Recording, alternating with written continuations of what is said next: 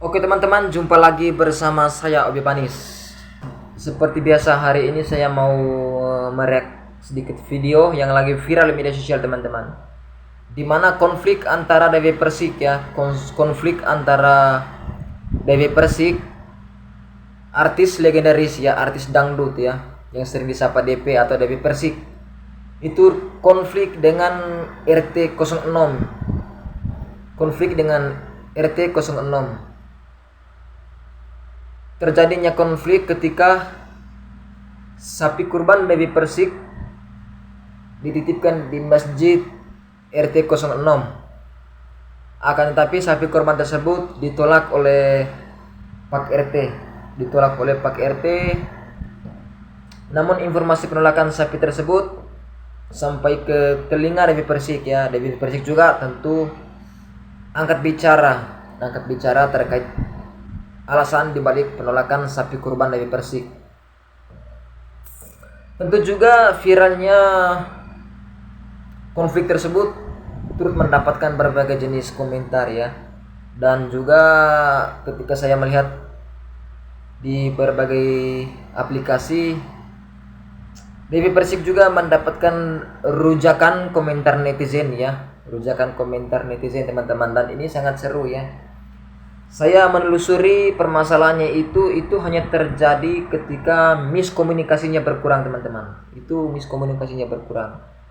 Oke teman-teman, supaya kita lebih memahami dan bagaimana komentar-komentar netizen, mari kita cek selengkapnya teman-teman. Oke, sebelumnya kita cek dulu seperti apa kronologis masalahnya teman-teman. Mari kita cek.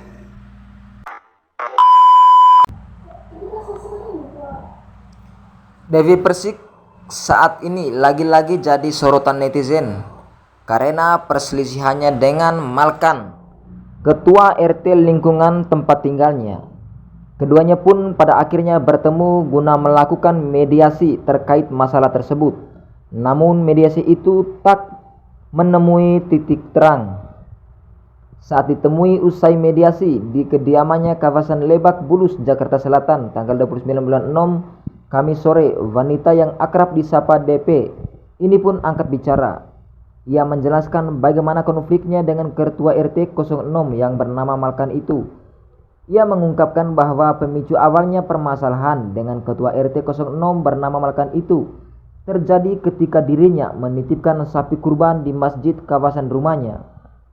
Dewi Persik mengatakan alasan menitipkan sapi kurban itu bukan karena tak mau menempatkan di rumah, tapi kebetulan saat itu di kediamannya hanya ada asisten rumah tangganya saja. Jadi memang awalnya saya menitipkan sapi di masjid. Kenapa saya titipkan? Karena saat itu saya sedang kerja. Bukan gak mau kotor juga atau gimana. Asisten rumah tangga saya gak ngerti, makanya saya titipkan di masjid, ungkap Dewi Persik. Toh juga saya juga mau sembelih hewan kurban saya di masjid dekat rumah kok, dan dagingnya buat warga di sini, sambungnya. Setelah itu pemilik nama asli Dewi Muria Agung itu mengetahui dari ART kalau ada biaya administrasi yang harus dikeluarkan jika ingin menyembelihkan hewan kurbannya. Tentunya ia pun merasa heran akan pernyataan ART-nya tersebut. Saya bilang ke RT, saya nanti dibagi ajak juga ke jagalnya, rata sama warga gitu. Cuman ternyata tidak diterima Pak RT. Ya, saya heran kan. Saya juga mau kurban di sini, masa tidak diperbolehkan? Masa Pak RT nggak punya hati? Kan saya hanya menitipkan sebentar saja karena saya sedang kerja, ungkapnya. Karena hal ini akhirnya Dewi Persik pun mengangkut lagi hewan kurban itu dan dikirimkan ke rumah pemotongan hewan untuk disembelih di sana. Akhirnya ya udah dikirim ke jagal, sudah disembelih dan dipotong-potong. Semuanya sudah beres, tinggal dibagi-bagikan saja ke warga. Sebenarnya kasus rencana korban di Persik di wilayahnya tidak perlu terjadi sampai seheboh ini. Tentu kita tahu persis bahwa korban ini yang diterima bukan daging maupun darah korbannya, namun bagaimana tingkat ketakwaannya. Dan ternyata dari apa yang kita saksikan bersama, ini adalah masalah miskomunikasi. Dan tentu ini saya berharap kepada semua pihak khususnya dan terkhusus kepada DI Persik, karena ini menyangkut ibadah, sebaiknya kalau ini hanya lingkup RT ya, kan bisa disampaikan dengan cara yang baik-baik, tidak dengan cara yang berteriak-teriak seperti itu. Ini sangat memalukan sekali tentunya. Dan tentu ini tidak perlu terjadi kalau DP Persik juga menghormati ketua RT maupun para takmir yang ada di masyarakat. Akibat menggunakan perantara yang menyampaikan, jadi miskomunikasi. Dan ini sangat memalukan sekali ditonton oleh seluruh warga negara Indonesia. Bagaimanakah pendapat Anda? Kita berharap kasus ini tidak akan terulang kembali. Ya sudahlah, ibadah-ibadah saja, tidak harus diungkapkan di media sosial sampai menimbulkan kehebohan di tingkat nasional. Apalagi sampai melibatkan para aparat keamanan. Ini sangat memalukan sekali. Bagaimanakah pendapat saudara? Saya cuma bilang, Bapak, bisa nggak Bapak tidak emosi, Pak? Bapak ini kan... Perasaan Pak RT-nya dari kemarin biasa aja dah. Waktu ditanya atau diwawancarai sama para wartawan gitu, ngejawab pertanyaannya kayak adem, ayem, kalem gitu. Sampai dia ngejawab bahwa saya memang nggak bisa. Mengapa menolak? Karena saya bukan ahlinya. Walaupun saya dikasih 100.000, 200.000, atau sejuta, 2 juta, bahkan 100 juta. Kalau sayanya memang nggak mau dan bukan ahlinya, ya saya nggak mau. Karena bahaya, berabe. Kalau semisalkan nanti saya ngangkut tuh sapi ke mobil, ibaratkan katanya lepas, bisa hilang, ya kan? Bisa nyelakain orang, kan berabe. Bener juga sebenarnya. Pak RT tuh kagak ada yang namanya emosi-emosi ya. Kalau kita berbicara sama lawan bicara, ya di mana-mana juga tergantung lawan bicaranya. Kalau yang saya perhatiin di sini, kayaknya ada miskomunikasi antara ART sama yang punya kurban, yaitu Mami DP. Coba ada ditanyai baik-baik gitu kan, ART-nya. Ini si Pak RT ngomong apa aja gitu. Soalnya begini kan, yang namanya omongan kadang-kadang bisa dilebihin. Yang dikurangin itu cuman utang aja. Minjem 100.000, ya kan, bayarnya 50.000, ngakunya 50.000. Jadi kalau semisalkan mau tabayun, ya kan, itu tuh jangan terlalu banyak saksi kayaknya. Cukup 2 orang aja antara pihak dari Pak RT sama pihak dari Mami DP. Siapa aja yang berurusan, ya kan. Biar nanti kalau ada sesuatu hal yang menjurus ke emosi misalkan, jadi orang lain tuh nggak ikut-ikutan ngomong, ya kan. Sebenarnya di sini yang salah saya sih, karena saya ikut-ikutan nimbrung. Mohon maaf, nggak ada kerjaan gitu. Dari kemarin sampai sekarang tuh seliweran aja PT-nya di beranda saya. Jadi saya ikut nimbrung dah. Biar tambah ramai, jadi viral, kan jadi cuan. Mohon maaf sebelumnya, ini cuma pendapat saya.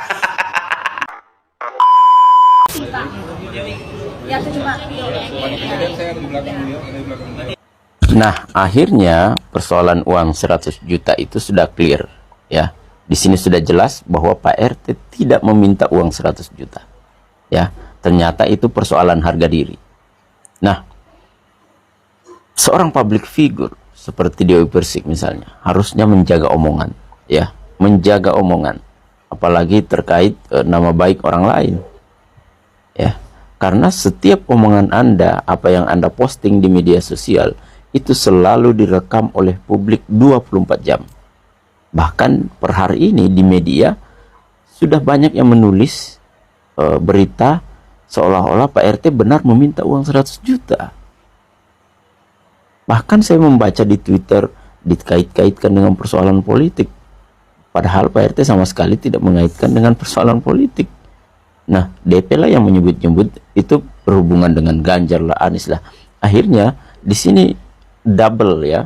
Bukan hanya Pak RT yang jadi jelek, tapi juga nama baik Anies Baswedan. Ya, karena dikait-kaitkan dengan urusan politik. Nah, itu sudah ramai di Twitter. Dan ini adalah murni kesalahan DP. Nah, persoalan penitipan sapi misalnya. Pak RT-nya sudah legowo, silahkan diambil. Artinya apa? Pak RT sudah ikhlas, sudah mengurusi sapimu, ya. Dan mengurus sapi itu tidak gampang. Ya, kotorannya harus dibersihkan, apalagi di masjid. Harus dikasih makan, ya. Dan pada saat Anda mau mengambil, Anda mau mendesak untuk dibantu, ya jelas orang yang bukan profesional tidak akan mampu dan pasti takut untuk melakukan itu karena berbahaya. Sapi itu apalagi dari daerah kadang takut dengan suara-suara kendaraan yang berisik dan sebagainya, itu agak liar. Kalau sapinya kabur, siapa yang mau tanggung jawab dengan harga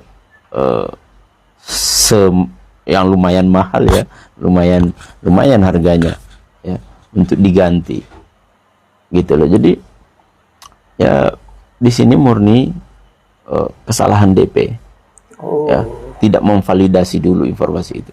Nah, makanya dia marah-marah di sini, DP marah-marah di sini menurut saya karena sudah terlanjur malu. Ya, itu strategi dalam berdebat.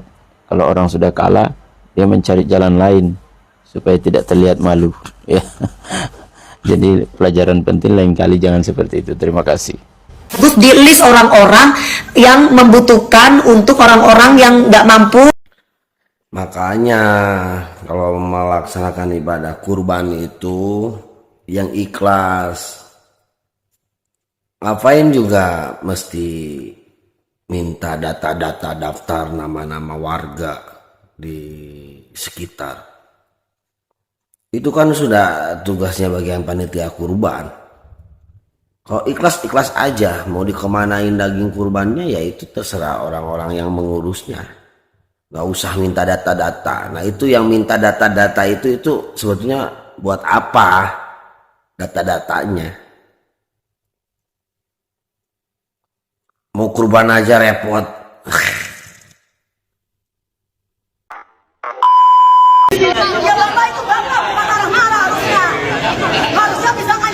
Aduh, kok ada es mosi dan es mambo di hari kurban? Bukannya kita juga harus berkorban perasaan.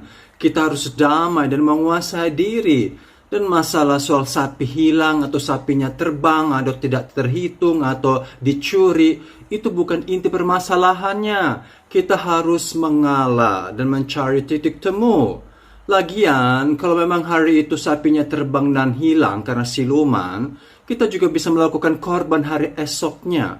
Mungkin dengan cara mentah, memberi 100.000 kepada RT dan RW, karena Tuhan tidak melihat sebenarnya sapinya itu, tapi tindakan kita mau berkorban dan kita mau memberi kepada orang lain. Dan saya juga nggak setuju di Konoha ya, maaf ya, dari dulu saya lihat di TV-TV juga itu selalu diliput.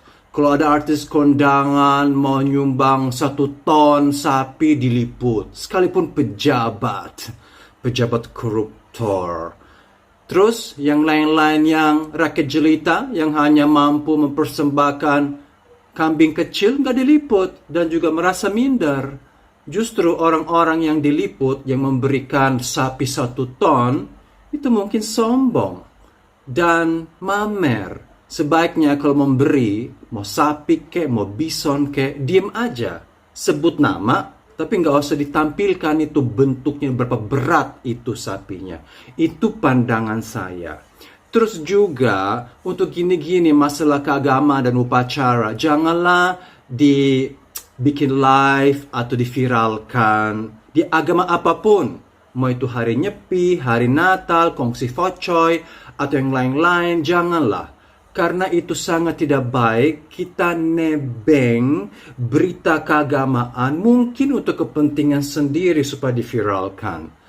Untuk masalah agama, itu saya tidak setuju. Lo mau ribut sama semua artis-artis kondangan di sana, mau nyebut sana warawiri lah, mau pelakor, silakan. Karena itu duniawi dan sekuler. Tapi itu masalah agama, saya tidak setuju sama sekali. Maaf sekali. Dan korban itu adalah korban hati, korban perasaan. Dan kita saling mengasihi. Karena sapi itu adalah simbol. Sapi dan kambing adalah simbol tentang kerukunan, kedamaian, dan kita memberi kepada orang lain. Itu saja. Dan Tuhan melihat itu, bukan melihat seberapa besar sapinya. Jadi, kalau hari ini nggak bisa kasih atau kemarin itu sapi nggak ada, kasih aja uang besok ke 2.000 orang 100.000, beres dan Tuhan akan terima persembahan. Dia yang bertanggung jawab, Pak. Maka di sini Yang jadi pertanyaan saya sampai saat ini terngiang-ngiang di kepala saya. Sapinya di mana? Sapinya di mana? Sapinya di mana? Dan siapa semalam berbuat apa? Kesian gak sih? Udah makan apa belum? Tidur di mana? Sama siapa? Begitu yang ada di otak saya kira-kira ya. Ya bapak itu bapak bukan marah-marah harusnya. Harusnya bisa ngayomi. Aduh, nggak rame emang nggak enak. Inilah pentingnya tabayun. Apalagi kita pakai perantara ngomongnya, asisten, ustadz. Harusnya Mbak DP temuin langsung RT-nya, ngomong baik-baik. Diskusi berdua, gimana baiknya. Kan begitu, itu lebih bijak.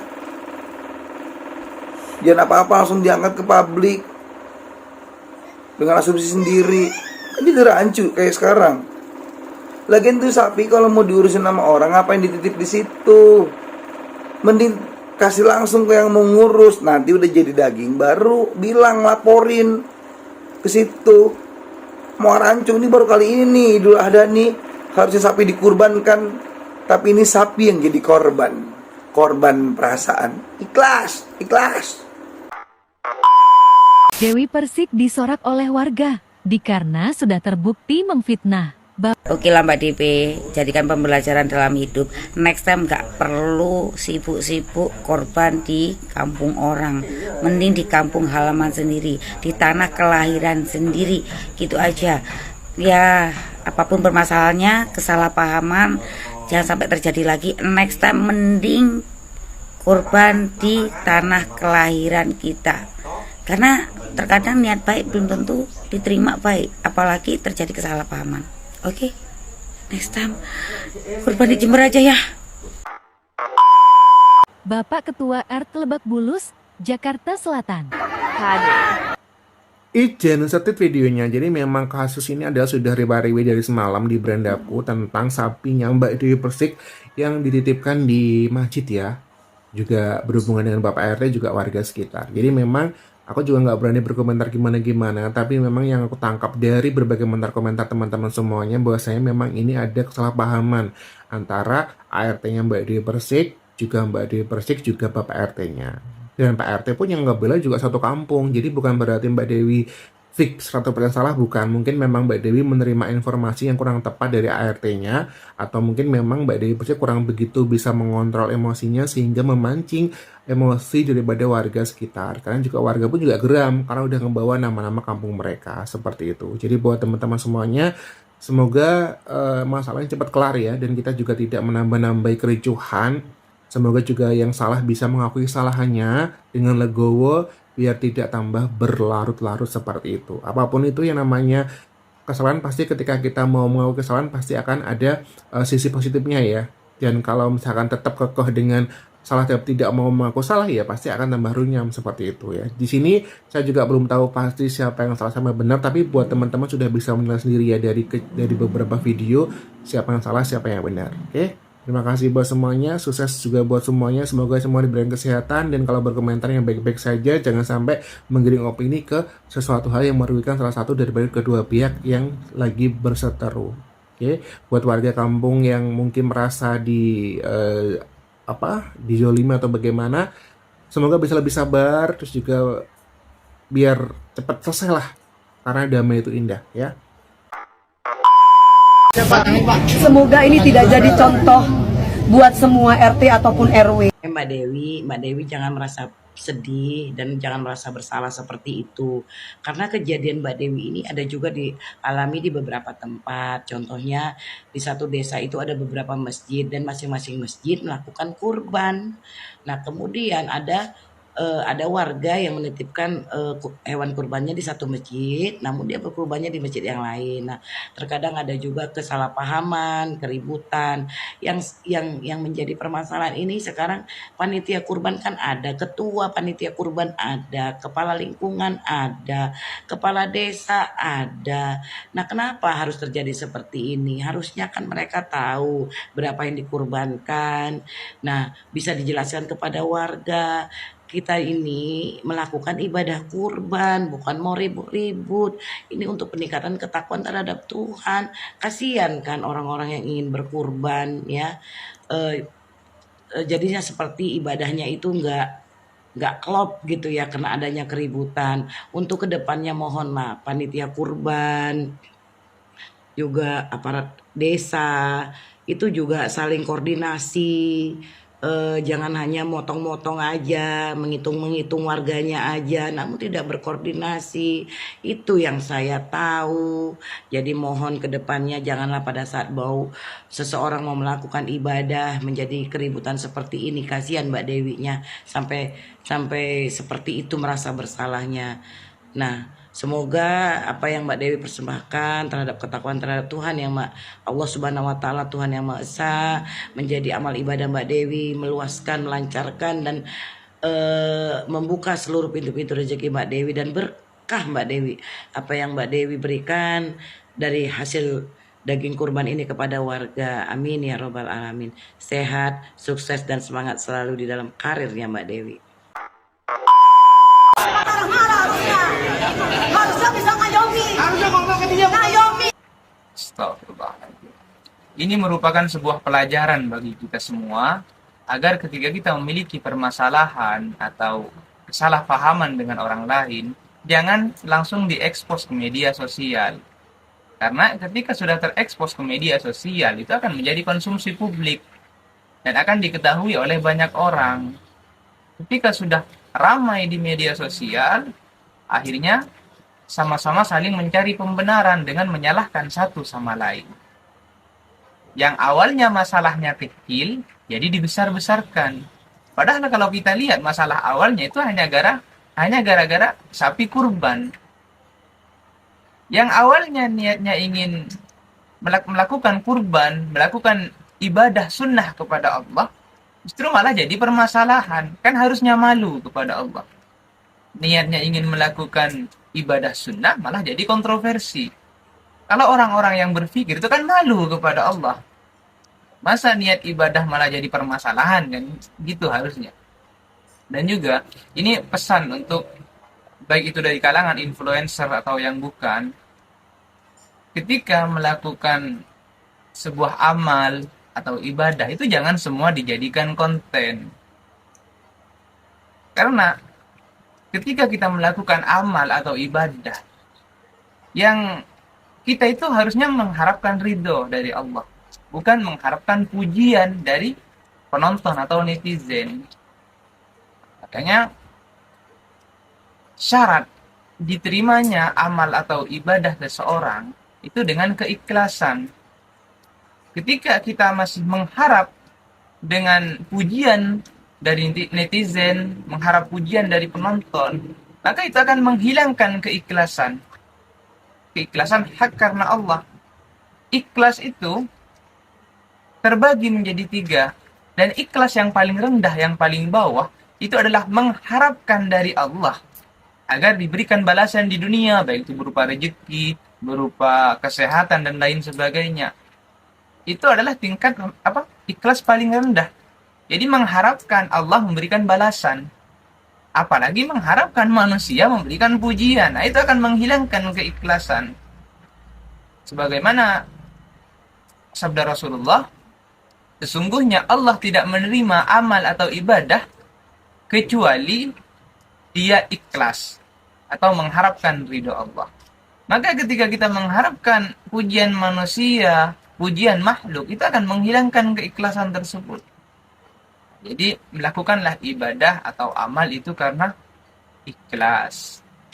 Terus ada yang berspekulasi, ini kan untuk mengajak orang lain, agar orang lain ikut beramal, agar orang lain ikut bersedekah. Bagus, kalau memang tujuannya dijadikan konten agar orang lain ikut bersedekah, agar orang lain ikut beramal, itu bagus. Tapi kalau tujuannya ingin mendapatkan uang dari hasil konten, kalau tujuannya ingin mendapatkan pujian dari netizen, maka itu sudah tidak lagi menjadi keikhlasan, malah menjadi riya. Jadi harus hati-hati, bijaklah dalam menggunakan media sosial. Jangan semua yang berurusan dengan amal ibadah itu jadikan konten. Kalau tujuannya mengajak itu baik. Tapi kalau tujuannya ingin mendapatkan pujian, maka takut menjadi riya. Na'udzubillah min dzalik. Assalamualaikum warahmatullahi wabarakatuh. Itu baik. Niat saya tuh memang dari dulu saya lakukan, bukan cuma sekali. Tolong teman-teman. Pelik banget sih masalahnya. Mau niat baik aja ada aja memang perkaranya. Kalian lebih percaya mana sih, Pak RT atau Mbak DP? Jadi kronologi pertama yang aku dapat dari pengakuan Pak RT bahwa Dewi Persik itu meletakkan atau mengantar lembunya tadi ini yang beratnya hampir 1 ton ini ke masjid tersebut, di mana masjid tersebut itu belum ada persiapan nih untuk kurban. Jadi Pak RT meminta ART-nya Mbak DP untuk membawa kembali lembunya nih, alias kayak ditolak gitu. Dan tersinggunglah pihak Mbak DP-nya dan ingin mengambil kembali lembunya, tapi dengan bantuan pihak masjid untuk menaikkan lembunya ini, mengatakan lembunya ini. Dan pihak masjid menolak karena memang kita tuh nggak pernah biasa untuk ngurus sapi gitu loh ya, apalagi ini sapinya gede banget. Akhirnya terjadilah miskomunikasi antara kedua belah pihak dan terjadilah keributan sampai sekarang. Dia yang bertanggung jawab. Kalau yang saya tangkap sih dari permasalahan ini cuman kasih saran aja sih, ataupun kesimpulan dari berita yang sudah beredar di FYP TikTok. Ini kayaknya masalahnya ini DP Dewi Persik ini mau kurban. Dia nitipnya itu ke masjid. Lalu kemudian dia ambil kembali. Dia punya alasan dia ngambil kembali karena dia dapat laporan bahwasannya dia dapat isu dari warga sekitar, katanya kalau membagi sembako itu sebelum-sebelumnya ada yang nggak dapat. Jadi makanya dia, Mbak DP ini berpikir bahwasannya dia nggak mau sembelih di situ, dia mau sembelih di tempat lain, tapi nanti pembagiannya tetap di warga situ katanya, biar dia tahu pembagiannya sama rata gitu.